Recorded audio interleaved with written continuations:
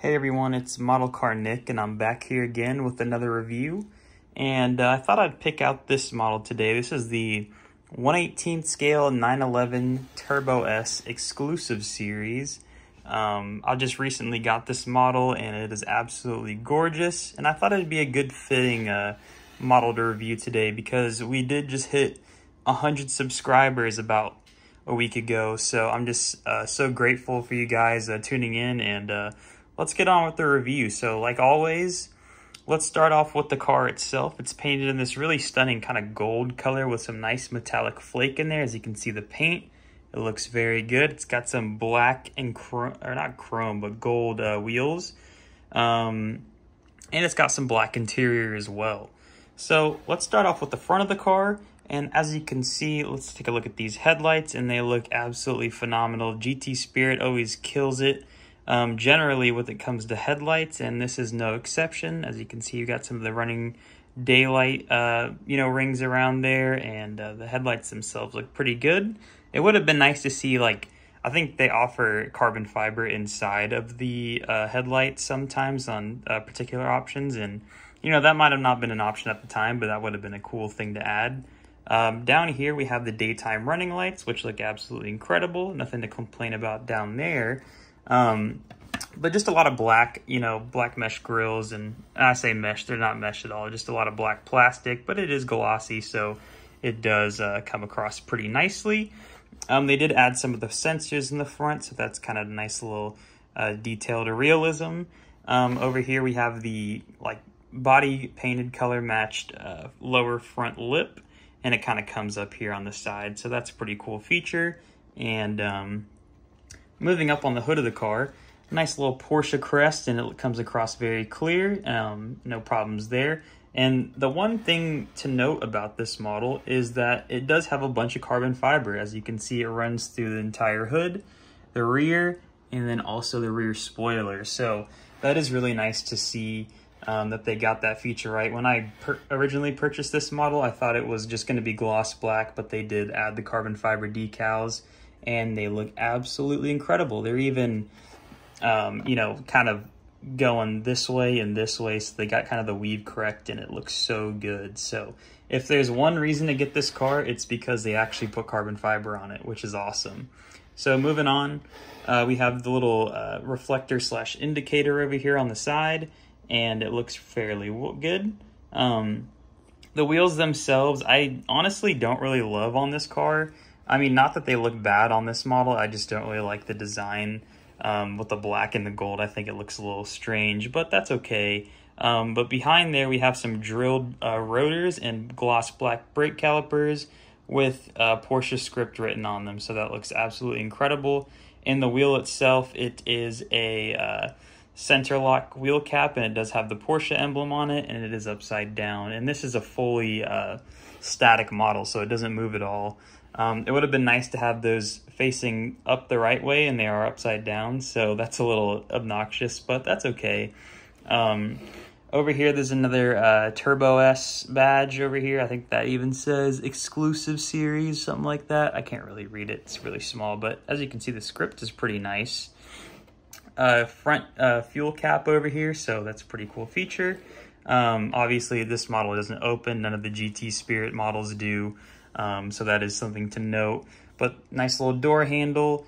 It looks like they forgot to add a little key locking feature right here on the door, but that's okay. It's not really a big deal. Over here we have a nice little side vent, and I do kind of see some detail back there. Maybe not. Maybe it's just a reflection. I think it is, but it is a air vent, and it does look pretty cool.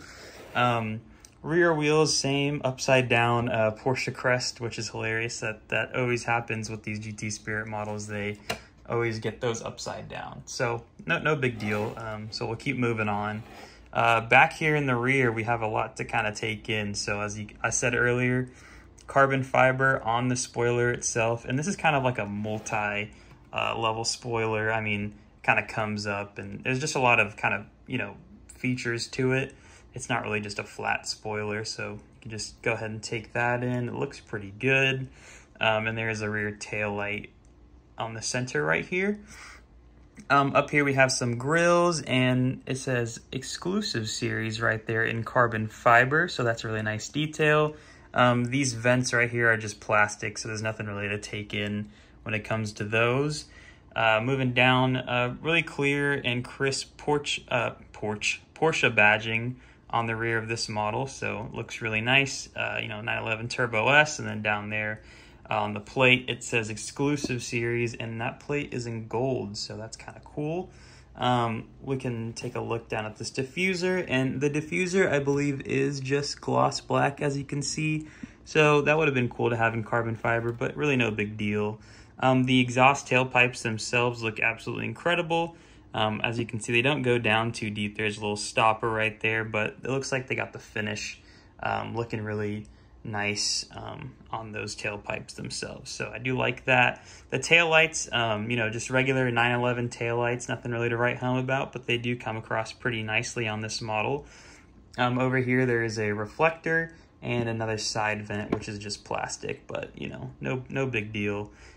So it does look really nice. Up here there's the rear defroster or defogger, whichever it is. So I do like that detail. Moving on to the interior of this car, as you can see, it's pretty nice. There is some, perforated leather stripes on the seats themselves, and it does say Turbo S on the headrests. I am just not noticing that feature, so that is cool. But really, honestly, just a pretty standard Porsche interior. We'll take a look at this other side real quick so you can kind of see what's going on. But, nothing really too crazy going on in there. Let me try to get this to focus a little bit more. Maybe not. But, yeah, as you can see, there's no real carbon fiber at all in there that I'm noticing at this moment looking through the camera. But we can take a look at those seats, and they look absolutely incredible. But yeah, just a nice interior. Nothing really to write home about. Obviously you got the little clock in the center console, so we love to see that. And then the upper dashboard itself has some pretty nice details. You can see all the AC vents and everything, so you love to see it. But this is a really nice model. So I paid $100 for this, I think, which was absolutely an incredible deal. You get these things when they're brand new at $100, and I highly recommend it. They're probably going to be selling, on eBay right now for, I would assume, probably $145, something in that ballpark area. But, that's kind of what GT Spirits go for on a resale, especially these newer models. I will not be taking it off the base, but let me see if I can see, because they usually have a number plate that indicates how many of these they're producing.